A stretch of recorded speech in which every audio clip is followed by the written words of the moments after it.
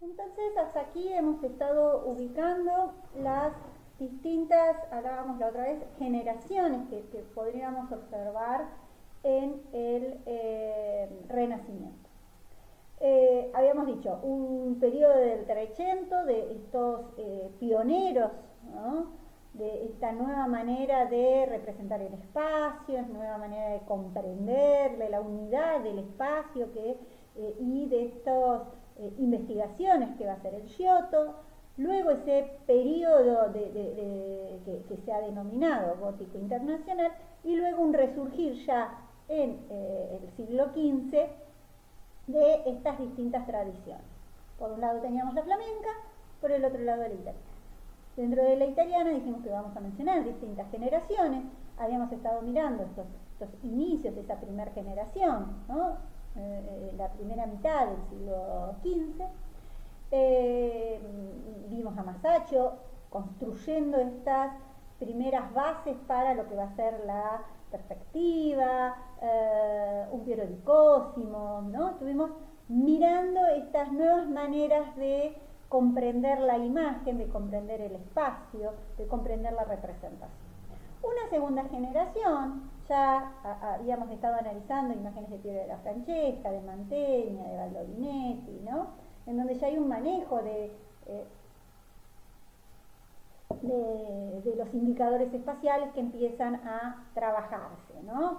Y decíamos, vinculado con la perspectiva para la pintura, ¿no? Y finalmente, una tercera generación, que podríamos decir, va a preanunciar lo que se conoce como los autores más reconocidos del Renacimiento, que se dan hacia fines del siglo XV. Entre ellos va a estar Leonardo, Miguel Ángel, Rafael de Sanzio, ¿no? Y bueno, Verrocchio, Perugino, Ghirlandaio, ¿no? Es decir, ya se desarrolla lo que se conoce una consolidación del lenguaje, podríamos decir, ¿no? Aquí les dejo algunas imágenes vinculadas justamente a esta cosmovisión que estábamos tratando de comprender, y este trayecto que íbamos observando. Bien, entonces, la idea de esto es que vayamos revisando lo que hemos estado viendo hasta aquí de pintura. Traten de no ver la fecha, traten de no ver el autor, traten de observar la imagen. En este caso, una imagen de diríamos, un tema y un motivo iconográfico que se va a repetir, que se le llamó la Sacra Conversazione o la Sagrada Conversación. ¿Por qué es una Sagrada Conversación? Iconográficamente es diríamos, si a mí me piden como pintor o pintora una Sagrada Conversación, yo ya sé que voy a introducir a personas de carne y hueso, que del Renacimiento van a ser comitentes, van a ser burgueses, van a ser familias acomodadas, van a ser reyes, ¿no? Es decir, pero un público general. Puedo introducir santos, y la persona que va a aparecer va a ser María. ¿Por qué la figura de María? María sentada, entronizada con el niño. ¿Por qué? Porque justamente María tenía este doble rol, ¿se acuerdan que decíamos? Era una mujer que, ¿se acuerdan cuando veíamos la muerte de la Virgen en una de las pinturas? Que tiene que ver justamente con esto, ¿no? Con que es ella la quien a su muerte no solamente su alma llega al cielo, sino que también su cuerpo, ¿no? Dado que tenía esta inmaculada concepción. Entonces, el motivo iconográfico de la Sagrada Conversación me arma una estructura compositiva de donde yo ya sé. ¿Se acuerdan que decíamos que una característica que tienen los géneros es la previsibilidad? Entonces, la previsibilidad que voy a tener me va a marcar el género religioso. Yo ya sé que me voy a encontrar con algo que está ligado a la Iglesia Católica y a temas de la Iglesia Católica. Pero esos temas se tienden a repetir en ciertas épocas dentro del género religioso. Entonces, dentro del género religioso, así como teníamos la Anunciación, podemos tener la Sagrada Conversación. Y en este caso es una Sagrada Conversación que tiene una estructura compositiva que ustedes podrán observar que es centralizada, que es simétrica, que fíjense qué sucede con ese fondo, esas pilastras en esa arquitectura pintada, en donde aparece un ritmo, un equilibrio a partir del color, a partir de la línea, a partir de las formas, recuerden siempre, una cosa es el análisis formal y otra cosa es el tema. No me interesa si la forma cerrada es de María o es un círculo, cuando analizo formalmente. En tanto, cuando analizo la figura, cuando analizo desde un punto de vista iconográfico, ahí sí me interesa qué es lo que está contando ese relato. Pero como no puedo desligar forma de contenido, forma de fondo, diríamos, hay ciertas maneras de organizar la imagen que se vienen a repetir. Y a eso se acuerdan que llamábamos tipos iconográficos. Y eso lo vimos desde principio de año. Así que recuperen y revisen esos esquemas. Me quedó largo, perdón. Aquí tenemos un artista de fines del siglo XV, Ghirlandaio, que hemos analizado, obras también de Ghirlandaio, y que empieza a pasar en esa estructura compositiva. De nuevo, género religioso, hay un motivo iconográfico, hay un tema que se repite, que es la Última Cena. Y aquí la vamos a poner en relación con otra Última Cena, muy conocida, que también la hemos comentado en clase, que es la de Leonardo. Bueno, fíjense cómo se conforma la estructura compositiva, se abre esa mesa, fíjense que la habíamos visto cómo la representaba Giotto, es decir, termina siendo un tema recurrente que yo cuando observo 12 personas sentadas en una mesa, ¿no?, con una persona en el medio a la cual se la está mirando, observando, o hay elementos que me centralizan la atención, yo ya sé que se trata de la última mesa, de la Última Cena, perdón.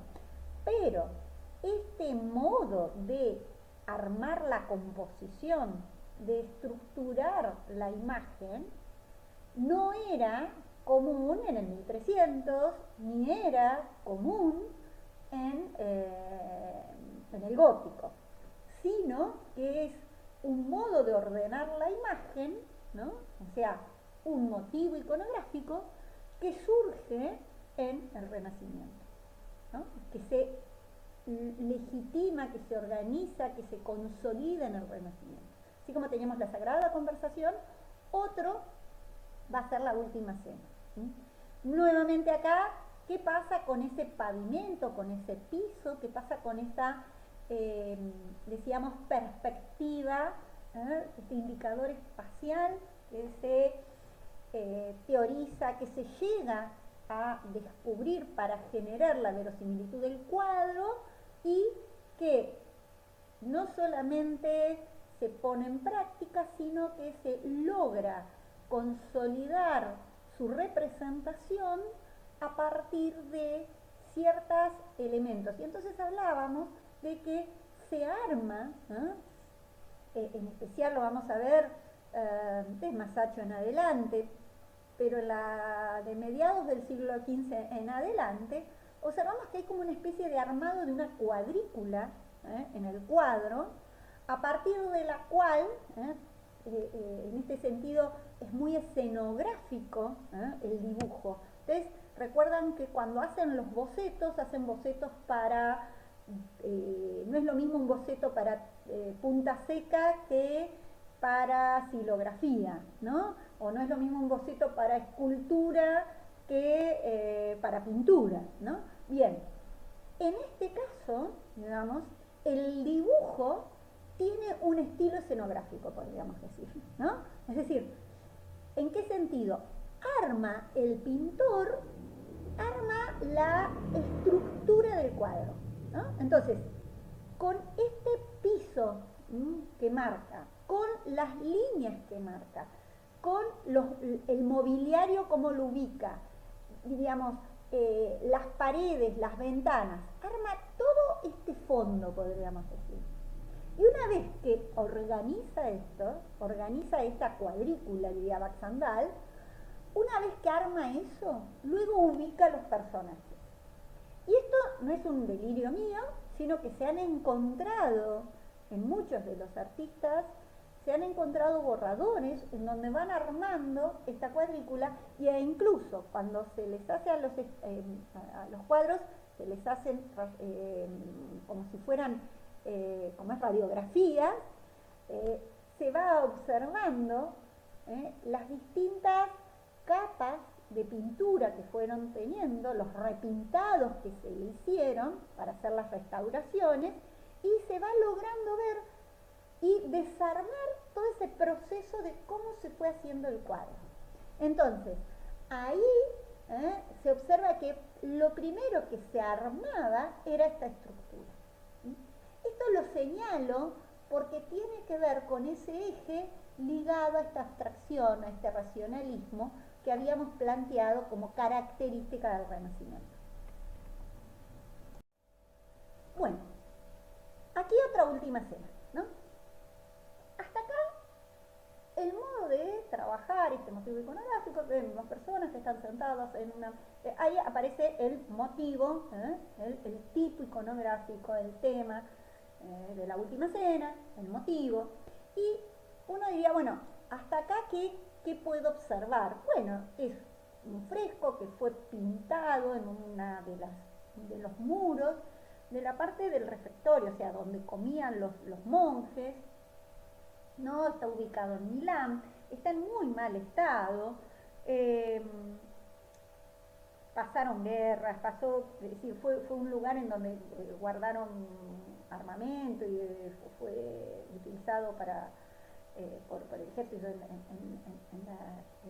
guerras del siglo XX, pero anteriormente era un lugar de comida, digamos, con todo el humo que implica la comida, con todo lo que puede generar a nivel de conservación de la pintura. Más allá de eso, algo que primeramente llama la atención es el modo del trabajo de la luz, ¿no? Fíjense cómo la luz construye estos volúmenes, ¿no? Que era lo que veíamos anteriormente. Por el otro lado, aparece, ¿sí?, la perspectiva aérea, aparece el esfumato, del que habíamos hablado en clase, que es una creación que se la debemos a Leonardo. Y más allá de ese naturalismo que logra en el tratamiento de las figuras, en el tratamiento, aparte del naturalismo, digamos, que lo veíamos en Ghirlandaio, acá, ¿por qué me la creo? Es mucho más creíble que la de Ghirlandaio, ¿no? Piénsenlo, traten de respondérselo ustedes mismos, ¿no? ¿Por qué me la creo? Y acá aparece esto que decíamos, bueno, ya hay un manejo total, ¿no?, de las normas, de este nuevo vocabulario, de este nuevo lenguaje plástico, ¿no?, que se inicia con el Renacimiento, que se consolida con el Renacimiento, ¿no? Y sigue hasta los días de hoy, ¿no? ¿Qué momento decide representar Leonardo? Leonardo no sigue representando el tipo, sino que vuelve a la Biblia. ¿Sí? Y cuando relee la Biblia, empieza a ver y propone este modo de representación distinto, ¿no? Y es el mismo proceso que hizo Giotto, ¿no? Es decir, el resto recuperaba esa composición o ese modo de trabajar más desde lo formal, pero no hay un interés por redescubrir, ¿no?, en las escrituras, en el documento, ¿no?, en la fuente iconográfica, una interpretación nueva, que es lo que le hace ser reconocida como única, ¿no?, en este caso, ¿no? Y es lo que le da ese peso fuerte de estilismo, ¿no? Entonces, ¿qué momento elige? El momento dentro del Evangelio de San Mateo, en donde dice: yo os aseguro que uno de vosotros me entregará. Y entonces cada uno, muy entristecido, es decir, elige ese momento de mayor tensión. Uno de ustedes me va a entregar. Y muy entristecido, cada uno de los apóstoles le dice: ¿acaso soy yo, Señor? Es decir, elige el momento de mayor tensión, ¿no?, que era lo que habíamos hablado en la última clase que estábamos, cuando pensábamos en la escultura también, ¿no? Es decir, ¿qué momento eligió? No eligió el momento en donde en la última cena hace la consagración del cuerpo y la sangre de Cristo, sino que ya no elige ese momento, sino que en este caso elige el momento de la tensión, en donde les dice: uno de ustedes me va a entregar, ¿no? Y dice: ¿acaso? Y entonces todos ahí se preguntan, dice: ¿acaso soy yo, Señor? Entonces, por el otro lado, si vamos al Evangelio de San Juan, dice: uno de sus discípulos, el que el Cristo amaba, estaba a la mesa al lado del Cristo. Fíjense. Simón Pedro le hace una seña y le dice: pregúntale de quién está hablando. Él, recostándose sobre el pecho de Cristo, le dice: Señor, ¿quién es? Evangelio de San Juan, ¿no? Dice, entonces, es en este preguntar, en estas señas que hace, en donde le da a la escena dinamismo, movimiento, tensión, dramatismo, ¿no? Es como si hubiera tomado un instante de esa escena, ¿no? Entonces, Cristo menciona esas palabras la tragedia, ¿no? Esa profunda tragedia. Entonces, no es cualquier momento que hice para representar, ¿no? Entonces, fíjense, por un lado, el tema, la búsqueda de la interpretación, y esta libertad de la genialidad, y por el otro lado, esa libertad que me da el manejo de la técnica, el manejo de los materiales, el manejo de darle ese naturalismo, ¿no?, en donde realmente se convierte en una ventana, ¿no?, en donde el espectador está mirando esa ventana, ¿no?, y a su vez se amplía ese espacio con esa ventana que aumenta la profundidad, ¿no? Entonces remarca esta perspectiva, ¿no?, remarca esta tridimensionalidad, remarca estos indicadores espaciales. Presten atención al uso de la luz, presten atención a cómo se estructura la composición.